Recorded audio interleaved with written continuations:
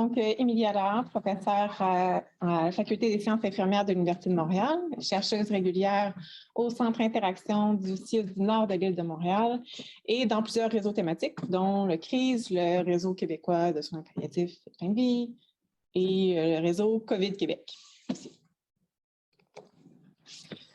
Donc, d'abord, je voulais commencer par remercier mes collègues, mes collaborateurs sur le projet, mes co-chercheurs, Isabelle Marcoux de l'Université d'Ottawa, qui est également co-chercheuse principale sur le projet avec moi.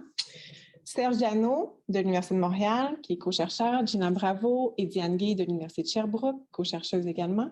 Marion, Sarah et Lise, qui sont nos auxiliaires de recherche, sans qui les entrevues, l'analyse ne se feraient pas sinon. Donc, merci pour votre travail.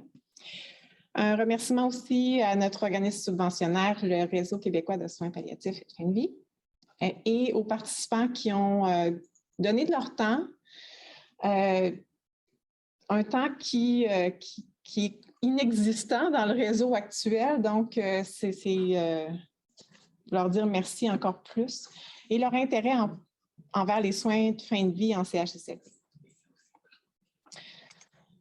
Pour vous faire la petite histoire de comment on est arrivé dans ce projet de recherche-là, je vous dirais qu'en mars 2020, quand tout le monde était assis devant son téléviseur, à regarder qu'est-ce qui va se passer, avec les enfants qui étaient à la maison, dans mon cas, parce que là, tout était fermé, je me suis mis à me demander qu'est-ce qui se passe, comment est-ce qu'on peut accompagner les gens en fin de vie en CHSLD qu'on voyait décéder de plus en plus. Donc, vraiment, quand on a eu l'état d'urgence, là, notre groupe de co-chercheurs, on s'est tous rencontrés sur Zoom et on s'est dit, bien là, qu'est-ce qu'on fait? Il faut qu'on fasse quelque chose. On voyait vraiment les interdictions de rentrer dans les CHSLD, juste les 24 heures, les dernières 24 heures de vie qui étaient possibles.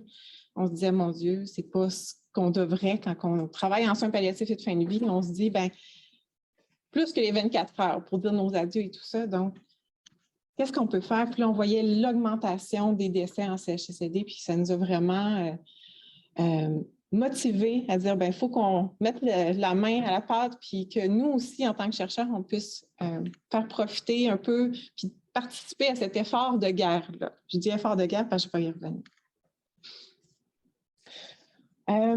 En temps de COVID, bien là, le Québec, on a connu plus de 410 000 cas de COVID jusqu'à maintenant, 420 000 même, 11 000 décès.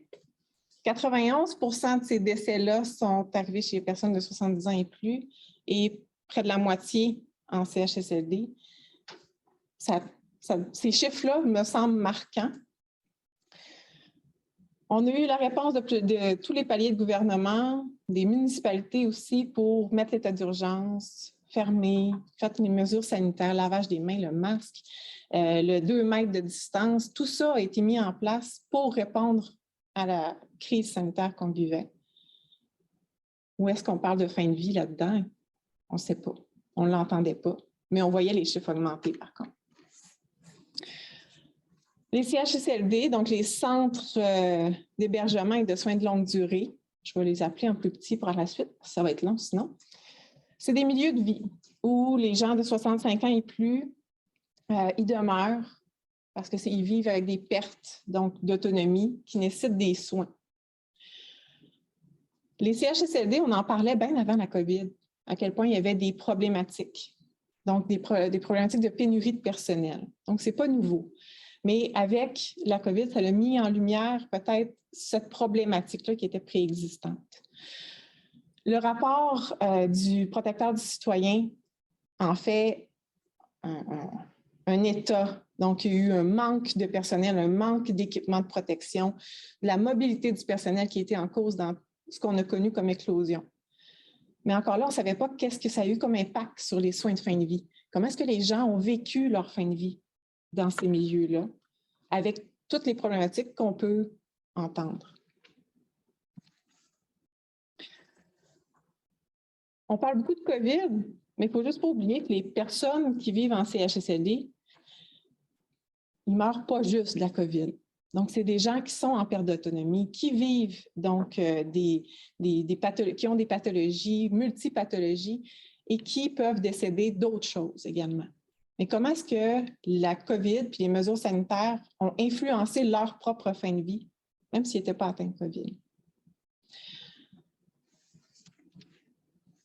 Donc, notre grande question, c'est quoi les effets sur la fin de vie?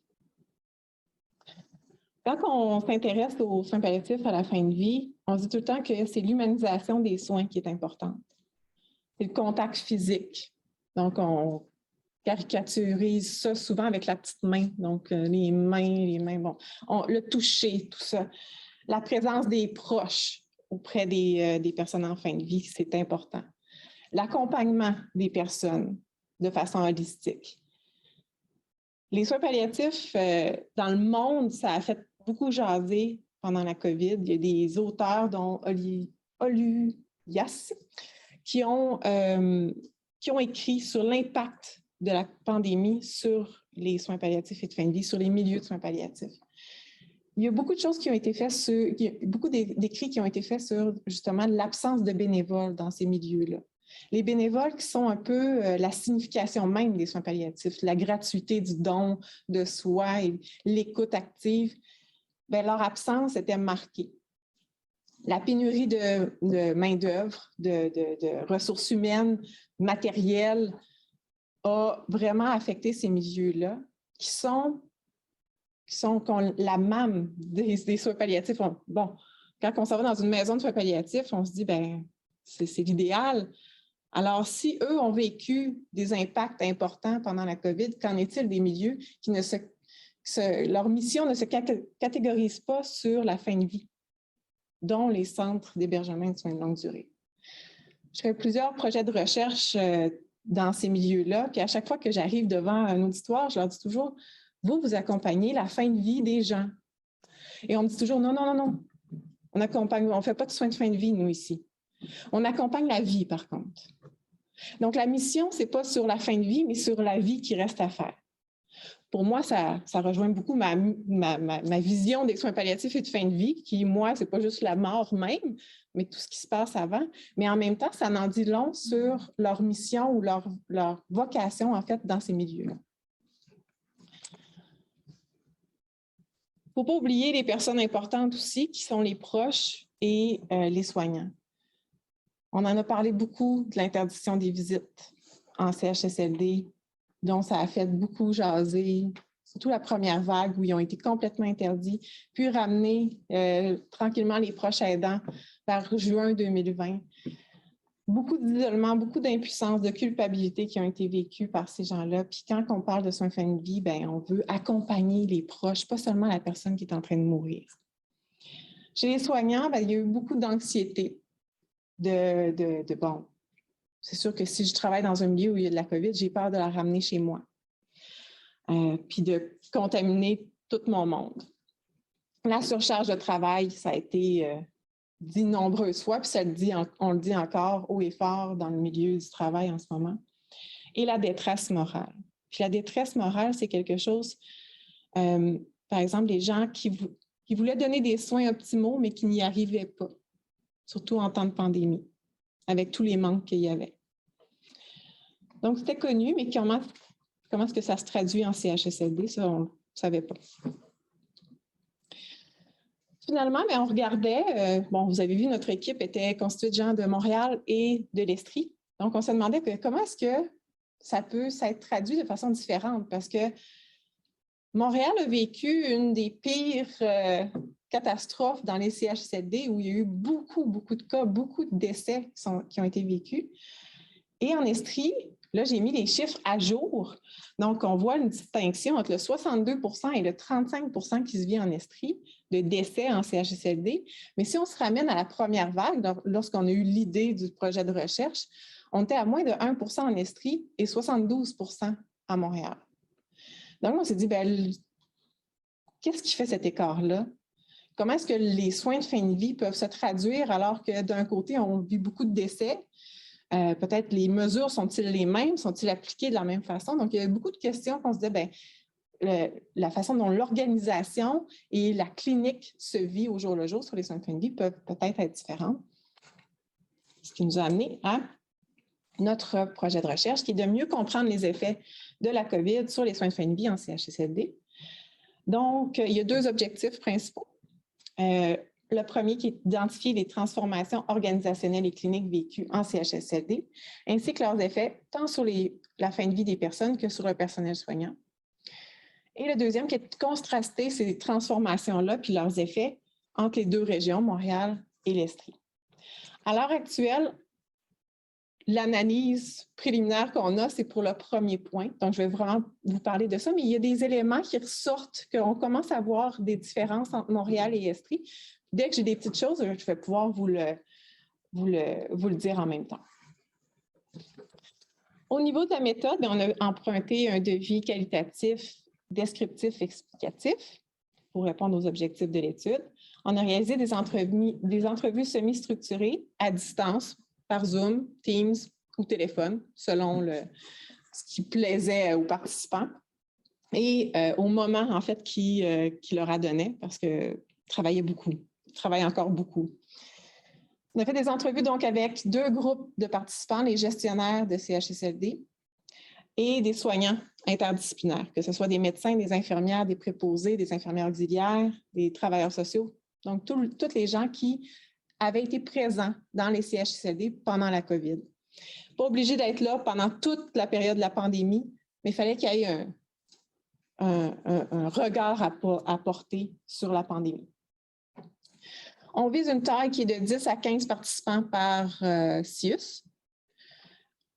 Et notre analyse qualitative vise à créer des catégories pour expliquer, en fait, justement, ces transformations organisationnelles et cliniques et leurs effets sur les soins de fin de vie. Notre protocole a été publié. Fait que si vous avez d'autres ou vous voulez aller voir, vous pouvez aller regarder notre protocole parce qu'il est publié. Au niveau de l'éthique, c'est sûr qu'on a eu toutes les approbations éthiques que ça nous prenait et les nombreux plans de reprise de la recherche qui sont nécessaires en temps de COVID. Un des points qui nous a été important, je pense, de bien réaliser, c'est assurer le bien-être des participants dans l'ensemble du processus de la recherche. Ça nous a été immédiatement possible de voir à quel point les gens vivent la détresse. Donc, dès nos premières entrevues, on a vu à quel point c'était difficile. Et dans le fond, ce qu'on fait, c'est qu'on rappelle nos participants quelques jours après, s'assurer qu'ils vont bien. On leur donne une liste de ressources qui est à la fois des ressources internes du CIUS et des ressources à l'externe. Parce que ce qui se vit des fois dans notre CIUS, on ne veut pas en parler. On veut aller en parler à quelqu'un qui est complètement hors de notre établissement. On offre des cartes cadeaux pour remercier les gens. C'est la moindre des choses qu'on peut faire. Et sinon, on constate qu'il y a vraiment des impacts de la pandémie sur la recherche. On est encore en train de recruter dans ce projet-là. C'est au ralenti, puis c'est normal parce que les gens ont vécu beaucoup de choses dans ces milieux-là. Et donc, voilà. Donc, à ce jour, on a réalisé 13 entrevues, réalisées et analysées. On en a, nos 2 catégories de participants, des gestionnaires et des soignants. On a 4 gestionnaires à Montréal et 3 soignants, et on a 5 gestionnaires en Estrie de rencontrer et 1 soignant. Donc, et les entrevues se poursuivent. On a, lorsqu'on a fait notre analyse, donc certaines catégories qui émergeaient, peut-être une catégorie qui nous a frappé, qui était comme un peu rassemblait le tout, c'est la perte de sens. En fait, ce que les gens nous disent, c'est que la COVID, tant la pandémie, le virus comme tel, que les mesures qui ont été faites pour l'enrayer, pour l'éviter, pour la gérer, ont vraiment amené une perte de sens. Une perte de sens au niveau du soin, au niveau du milieu de vie, au niveau de l'accompagnement de la fin de vie et au niveau du rôle professionnel.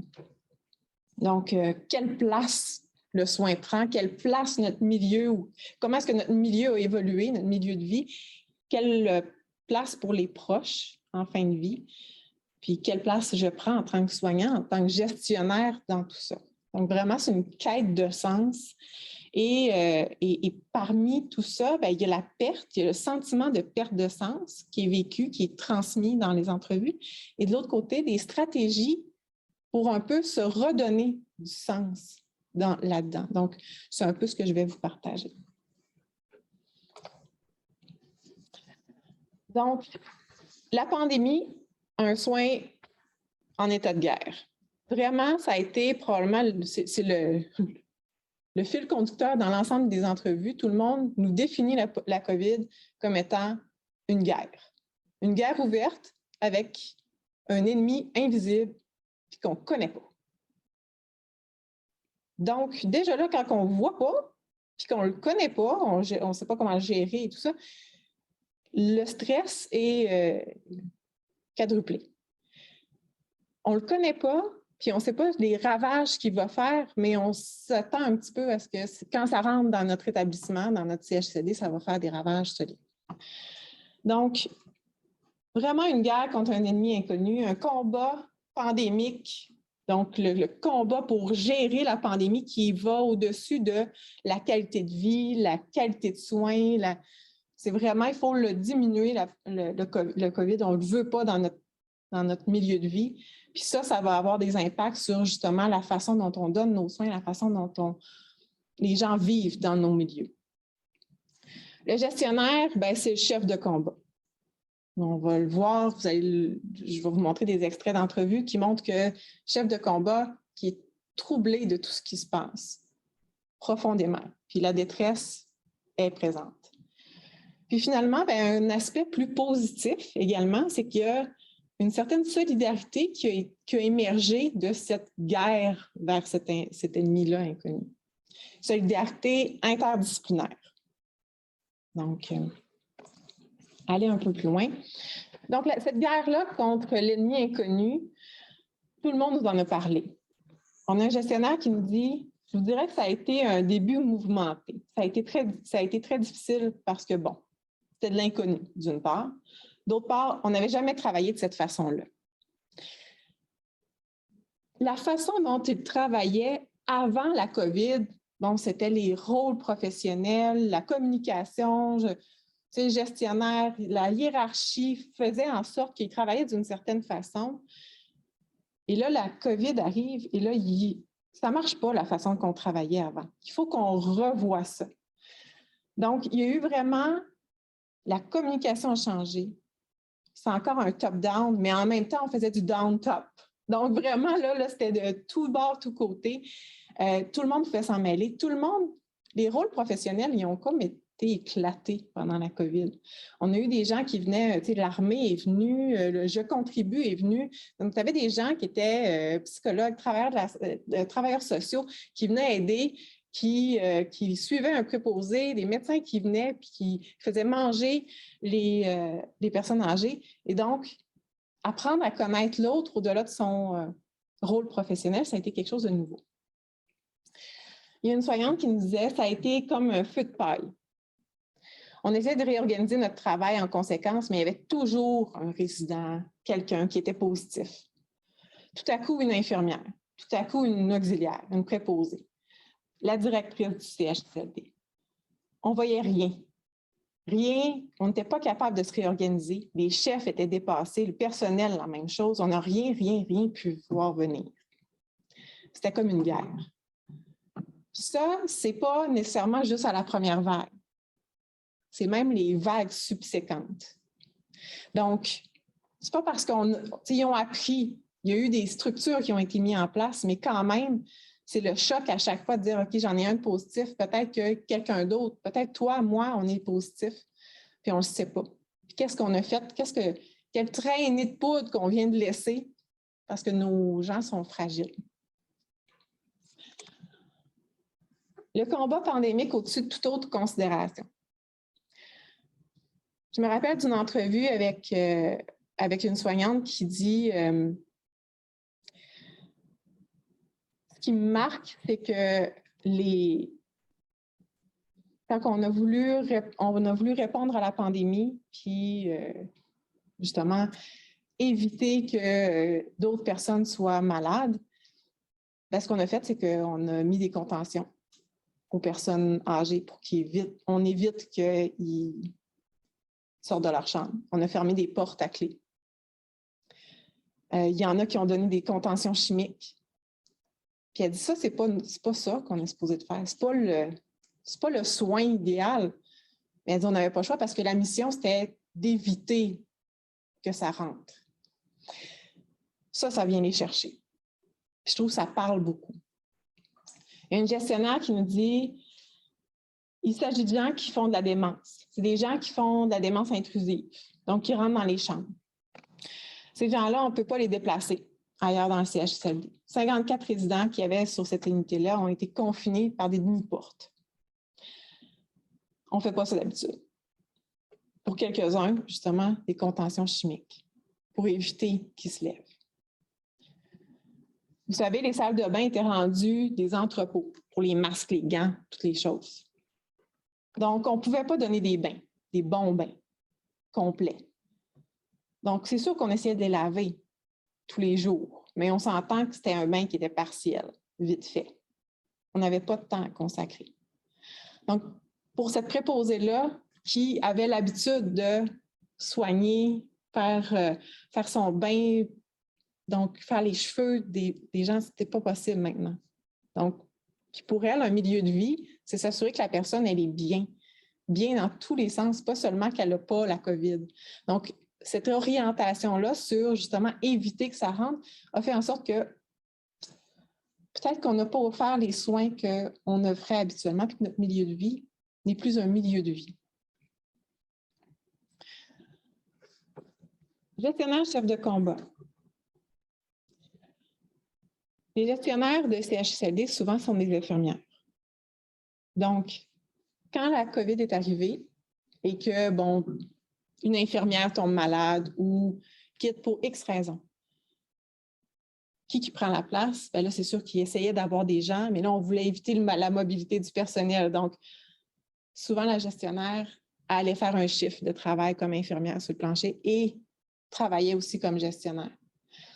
Donc, ça a été beaucoup, quand on les rencontre en entrevue, les 9 qu'on a rencontrés, nous ont tous dit, j'ai travaillé beaucoup trop. Puis, tellement qu'ils sont vidés en ce moment. Beaucoup de pleurs, beaucoup de tristesse. Je pense que le plus grand défi que j'ai eu presque en arrivant, c'est, ça va paraître niaiseux, mais c'est tout le temps de démontrer que j'étais forte, en contrôle de la situation, que j'étais tout le temps en contrôle de la situation. Tantôt, on disait que c'était une guerre contre un ennemi inconnu et invisible. Mais comment est-ce qu'on peut être en contrôle si on ne sait même pas le prochain move que notre ennemi va faire? Il fallait qu'elle ne montre aucune faiblesse. Il fallait qu'elle se sente forte parce qu'il fallait qu'elle accompagne leurs équipes. C'est de garder le contrôle sur les émotions.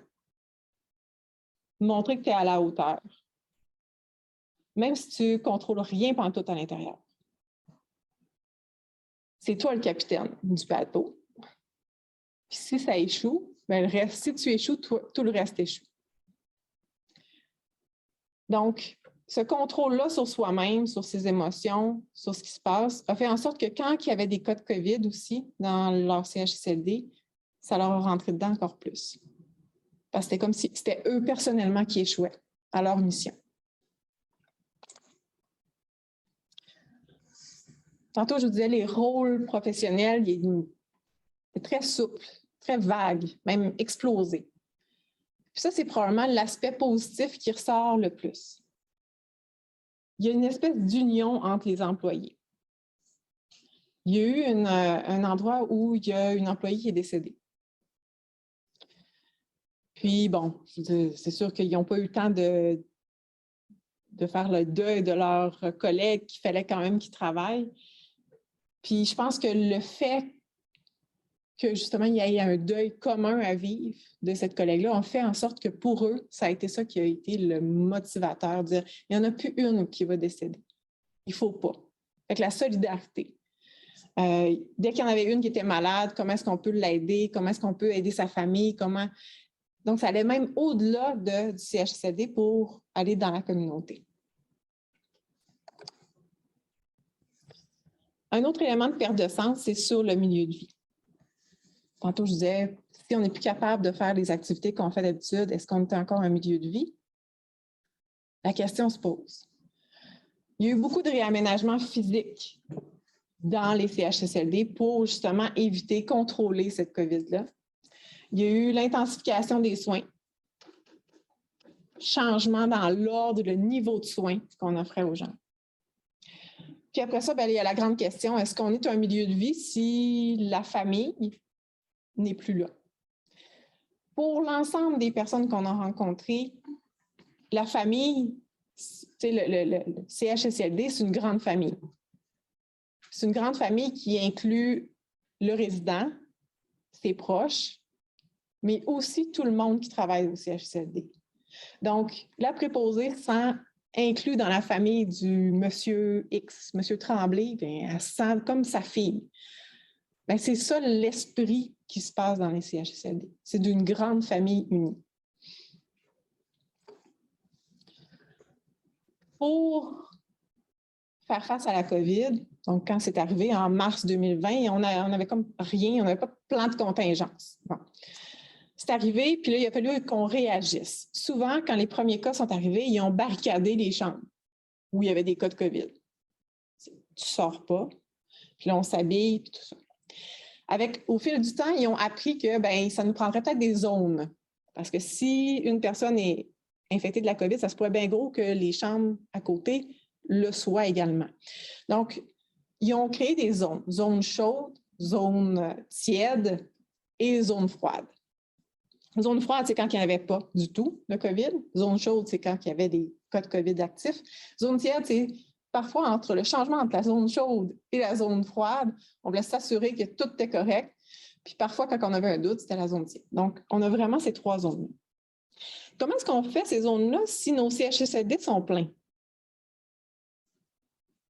Donc, il y a eu il n'y avait plus de chambres attitrées. La chambre de M. Tremblay, là, avec tous ses effets personnels, il n'y en avait plus. Des fois, il fallait changer les gens d'endroit.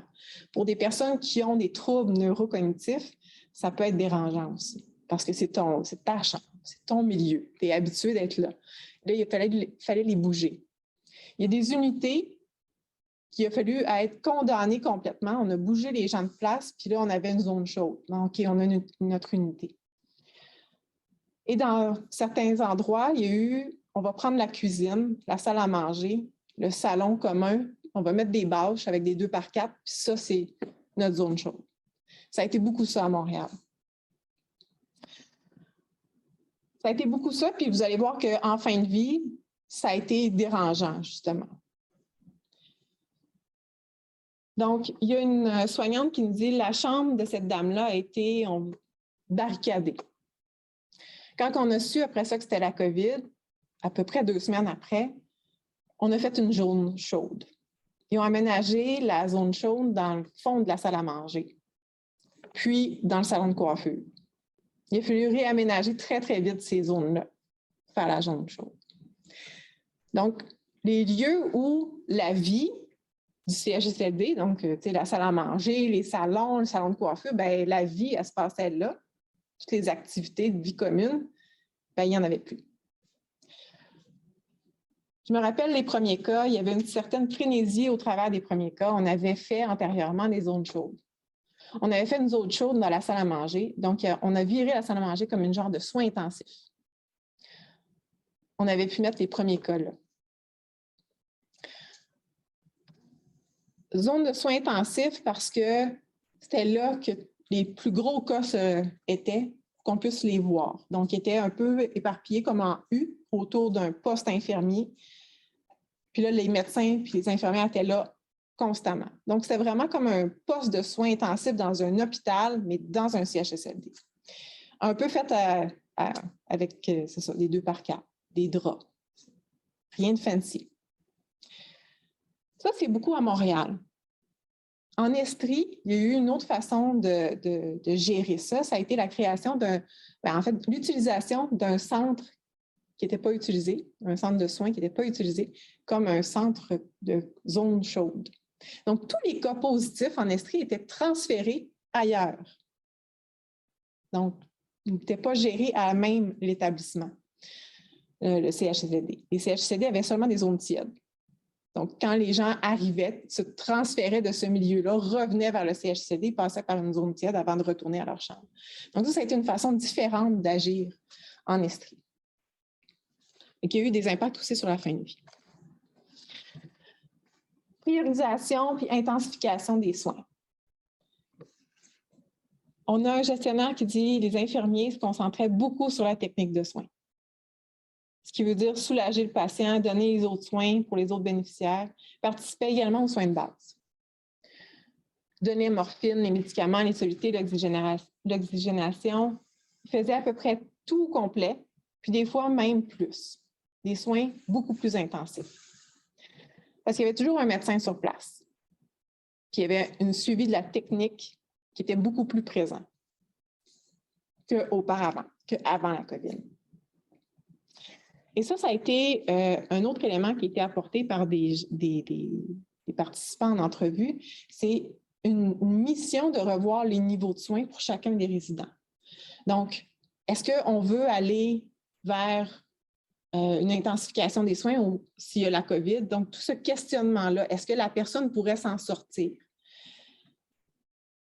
Et il y a eu une réorganisation un peu clinique parce que les soignants disent, bien, si la personne était encore capable de manger, on allait vers elle.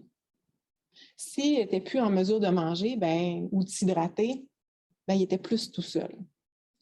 Donc, c'était un peu la mission d'aller vers les plus forts pour les sauver, puis de laisser les plus faibles un peu tout seuls.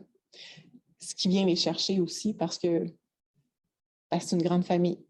Qui veulent aider tout le monde. Puis aider, ce n'est pas nécessairement sauver tout le monde. Puis ça n'a jamais été la mission d'un CHSLD de sauver tout le monde. Un milieu de soins sans la famille.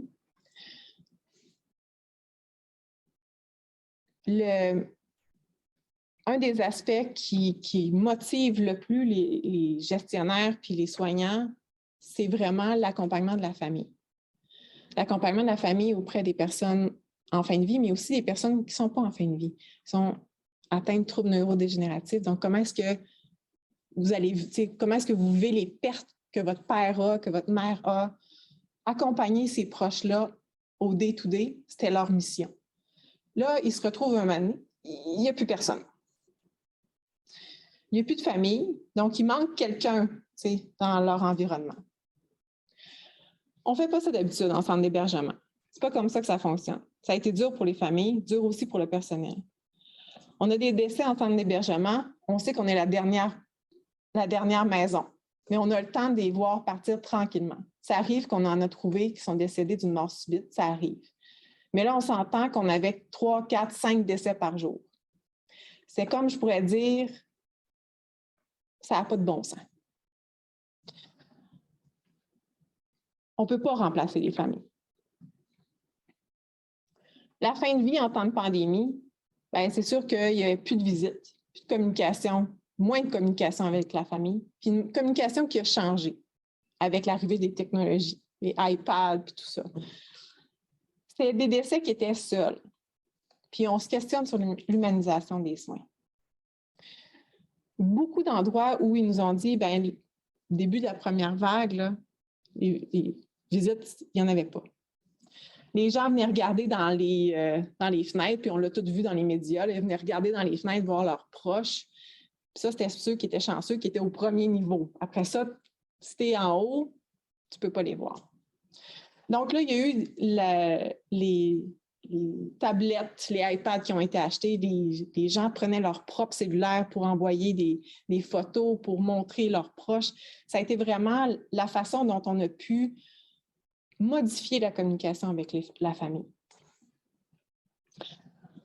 L'humanisation des soins, tantôt je vous parlais des beaux 2x4 avec des draps et tout ça, ça l'a questionné beaucoup.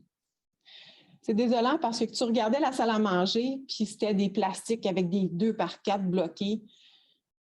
C'est pas le meilleur endroit pour faire ta fin de vie, mettons. C'était difficile parce qu'il était confiné là. Tout ce que tu avais pour humaniser tes soins, c'était un plexiglas avec la photo de la personne. Il y a des soignants qui nous disent, tu sais, ils n'étaient pas habillés. Il y avait des draps.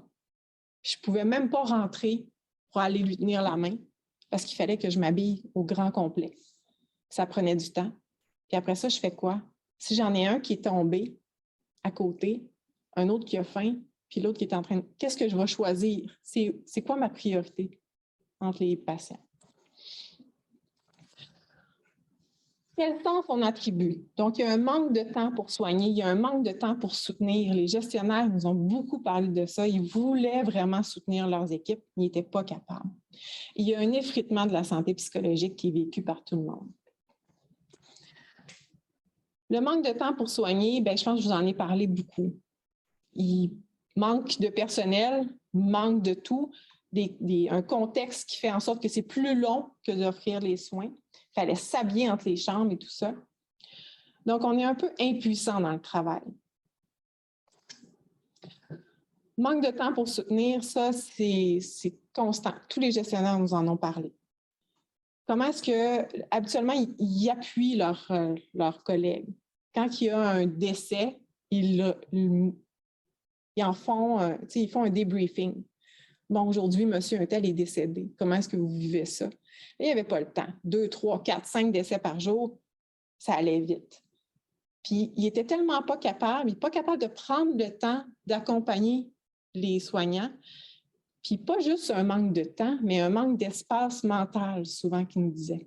Je ne suis pas capable d'en prendre plus. C'est un travail qui était invisible parce que là, on voyait beaucoup dans les médias tous les décès qui s'accumulaient. Beaucoup de monde qui parlait en mal des CHSLD. Puis les gens qui travaillent là se disent, bien, on essaye fort. Fait que c'est quoi notre travail? Puis c'est quoi le sens de notre travail si, justement, on n'est pas capable, on se sent impuissant là-dedans? Pour ce qui est de la santé psychologique, ça, c'est un élément qu'on garde en tête parce qu'on est en train de travailler sur un autre projet. Puis on va vraiment aller chercher puis mesurer la santé psychologique des gens, voir leur niveau de détresse. Puis pas juste des soignants, mais des gestionnaires aussi, qui ont beaucoup perdu, qui ont vécu beaucoup de pertes, beaucoup de deuil. Beaucoup sont partis en arrêt ou qui ne reviendront pas, en fait. On a eu beaucoup de monde qui ont dit, ben moi, ma retraite s'en vient, je la devance, puis je ne reviens pas. Je suis vraiment épuisée. Quelques stratégies, puis je vais conclure avec ça, pour redonner du sens. C'est la gestion de proximité. Comment est-ce que les gens ont fait pour communiquer ensemble? Les canaux de communication qui étaient ouverts. Donc, au début de la COVID, ça a été un peu plus difficile, puis plus le temps avançait, plus ils trouvaient une façon de relayer l'information rapidement à tous les corps de travail et de façon transparente. Pas voici la démarche à suivre, puis elle est fermée, mais voici pour aujourd'hui ou pour le prochain 8 heures ce qu'on sait. Voici ce que je sais, voici ce que je ne sais pas. Maintenant, on s'entraide. La mobilisation des équipes, la création de nouveaux postes. Il y a beaucoup d'endroits qui ont créé des postes à partir de « je contribue » qui n'étaient pas des préposés aux bénéficiaires, c'était des aides de service qui étaient là pour faire manger, pour accompagner les gens. Et ça a été des belles choses qui ont été mises en place, puis des choses qui pourraient rester aussi post-COVID. Réaménagement des célébrations dans le milieu de vie où ils célébraient, mais dans le couloir. Au lieu d'être dans les chambres ou dans les endroits communs, bien, on faisait des parties, mais dans le couloir, puis on animait des choses, des bingos dans les chambres, mais on le fait dans le corridor. Des fêtes de Noël revisitées. Donc, le Père Noël ne rentre pas, il ne fait pas de colleux, mais il apporte un cadeau avec un soute en plastique qui se lave bien. Des pratiques innovantes aussi, des chariots, puis ce pas des pratiques qui n'étaient pas là avant, c'était des pratiques qui étaient présentes, mais qui se sont bien déroulées. Par exemple, on a un gestionnaire en Estrie qui nous parlait d'un chariot de fin de vie, où il y avait des chandelles, de la musique. Ça, c'était là avant. Mais ça nous a tellement sauvé la vie parce qu'on faisait juste arriver avec le chariot qui se lave bien puis qui est rapide, puis toute la médication est là. Puis on pouvait faire une fin de vie, on pouvait accommoder une fin de vie assez rapidement à cause que ça, c'était là. Donc, on a des belles pratiques qui étaient présentes et qu'il faut mettre au jour. Donc, je viens de faire un peu le tout. Ce que je voulais discuter à la fin, c'est de garder en tête que la COVID, qui n'est toujours pas finie, est en évolution constante. Puis ça l'a fait évoluer les pratiques, ça l'a fait évoluer aussi la façon dont on s'organise dans les milieux. Donc, c'est vraiment de faire ressortir comment est-ce que ça se fait dans la première vague, la deuxième, la troisième vague. C'est ça qui nous reste aussi à voir. Il y a eu beaucoup d'apprentissage par essai-erreur.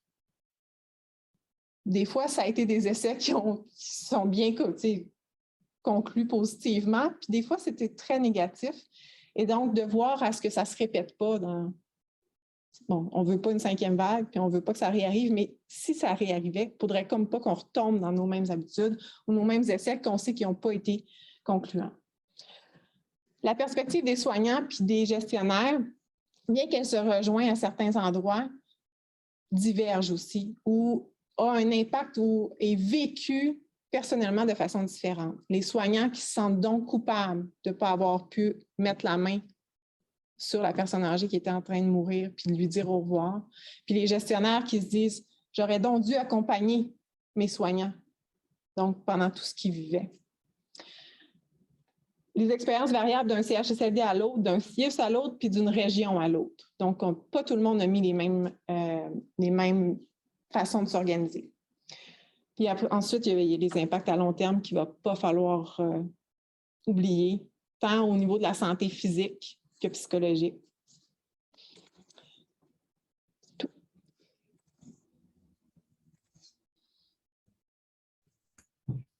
Donc, merci beaucoup pour cette présentation.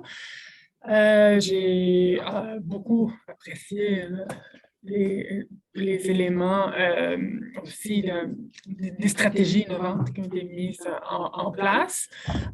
Puis le positif, la solidarité. Ouais. On n'entend pas souvent les choses positives. Donc ça, c'était vraiment intéressant. Là, c'est le temps pour les questions. Donc, on a une question ici de Cécile, qui est juste là. Si tu peux parler fort. Écrit, mais finalement, on est tous là. Par rapport à la... Merci beaucoup. En tout cas, c'est vraiment... je trouve ça très complémentaire avec ce qu'on avait entendu par Déborah juste avant, qui nous avait parlé vraiment aussi de la manière dont ça s'est passé avec les soins palliatifs et tout ça, puis l'actualisation dans les CHSLD. Ça donne une perspective vraiment complémentaire, intéressante. Merci beaucoup.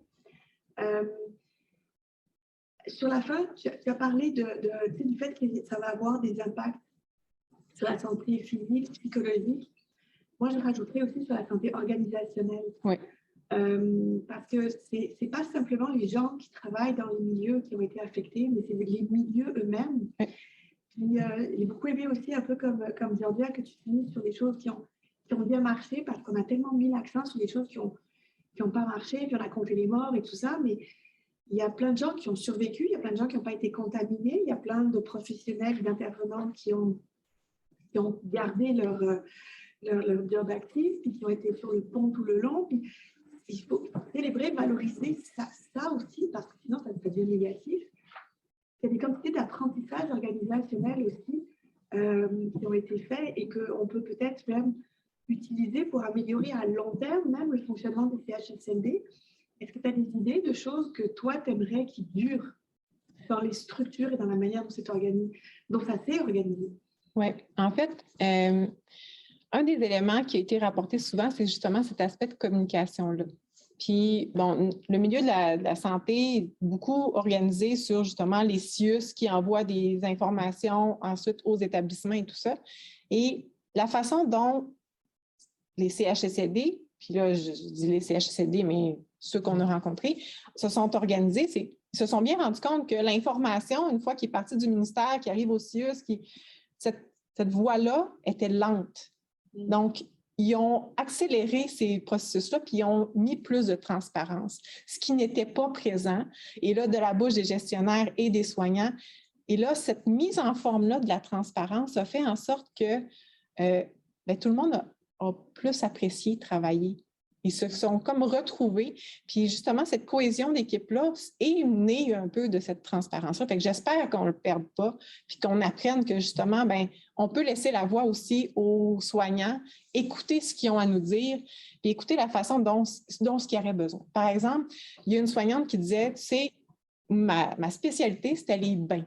Donner un bain aux personnes en fin de vie, là, quand on savait que c'était dans les dernières heures. Elle était spécialiste, elle avait été massothérapeute avant. Donc, elle leur donnait un bain complet. Elle dit, là, tout est fermé. Je ne pouvais pas faire ça, puis les amener au bain. Tout ça, c'était trop compliqué.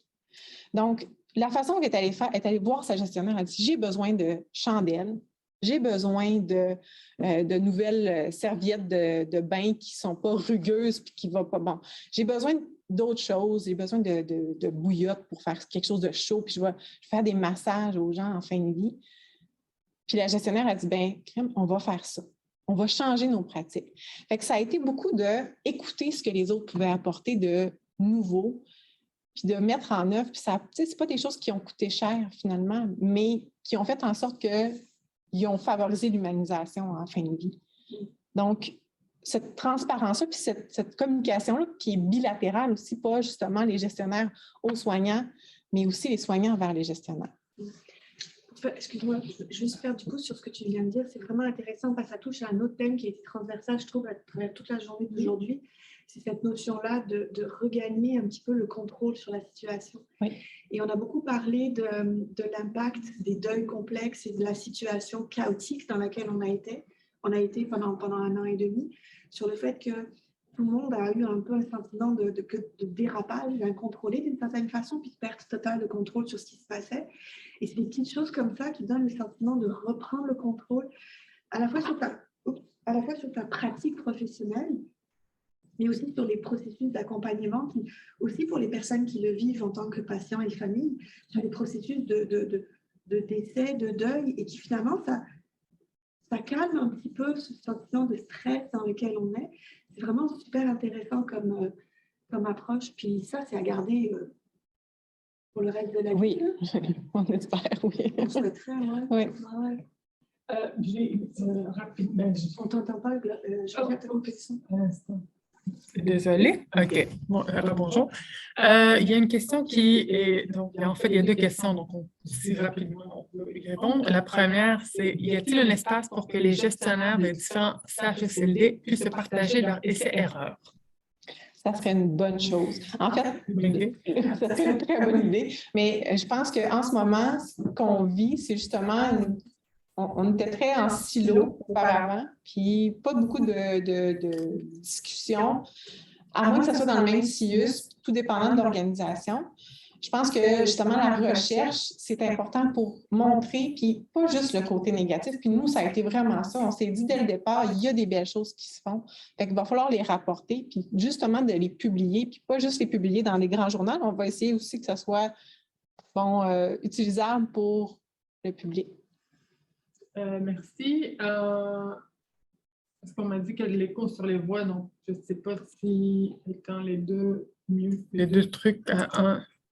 J'ai une autre question à poser. Peut-être si tu restes sur mute pendant que je réponds. Je pose la question. Les mesures de confinement ont forcé des adaptations ou empêché l'humanisation des soins. Malgré tout, souvent, l'humanité finit souvent par s'incruster même où elle paraît je pense que je peux s'incruster même où elle paraît impossible. Y a-t-il eu des façons innovantes d'assurer le contact humain auprès des mourants et mourantes malgré les mesures de confinement? Est-ce que ces découvertes pourraient persister au-delà de la période pandémique? Oui, bien, j'espère que ça va pouvoir persister, qu'on va avoir appris, qu'on va pouvoir pas juste le faire quand il va y avoir une autre situation de crise, mais bon, tout le temps. J'en parlais, les chariots et tout ça qui étaient présents. que, bon, à Montréal, moi, les gens que je connais, ils n'utilisent pas ce type de chariot-là, mais je suis sûre que de l'entendre, ils vont dire « Ah ben, c'est une bonne idée ». Donc, il y a ça.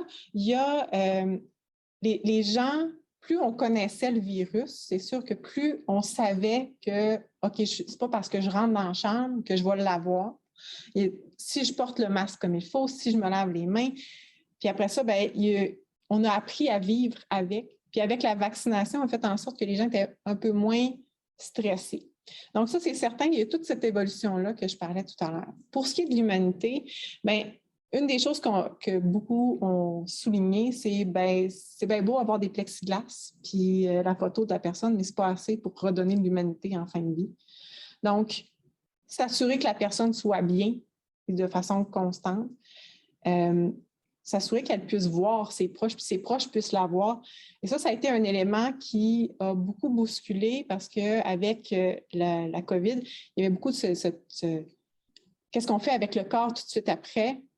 Qu'est-ce qu'on fait avec les effets personnels de la personne? Beaucoup ont été mis dans des sacs et redonnés après ça aux proches comme étant, puis les gens le voyaient comme un déchet. Puis comme, ben c'est pas ça, on a tellement aimé votre père, tellement aimé votre mère. Tu sais, c'était une partie de la famille. Donc, de remontrer ça aux proches après le décès, je pense que c'est un apprentissage, puis j'espère qu'on ne reviendra pas avec ces sacs poubelles-là, mais davantage revoir ça. Un autre élément qui me revient en tête, c'est la reconnaissance. La reconnaissance de la perte qu'on a vécue, pas seulement pour les proches, mais aussi pour les soignants. Donc, de souligner ces pertes-là, et ce n'est pas quelque chose qui était nécessairement fait tout le temps. Puis, dans un CHSLD, entre autres, il y a une gestionnaire qui dit, bien, un moment donné, je me suis arrêtée. J'ai dit, bon, bien, on va faire la liste de tous ceux qui nous ont quittés, puis on va faire une journée de commémoration. Donc, ces choses-là doivent être faites pour qu'on souligne l'humanité des soins, puis des gens avec lesquels les gens qu'on soigne, justement.